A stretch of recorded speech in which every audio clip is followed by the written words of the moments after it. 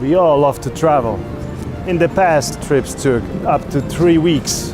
Now, it takes up to 3 hours. Some trains can reach the top speed of 450 kilometers per hour. So what makes this trip possible, fast and comfortable? Not only people who works in the train, but also computers. Computers in the ticketing machine or display when you're checking your trip. Or computer in the Wi-Fi network in the train. It can be also computer in the CCTV network in the train station. Possibly, all these industrial computers are made by Advantech. And you really need to come to Berlin, to our booth, to check our latest offer for the industrial railway computers. See you in Berlin.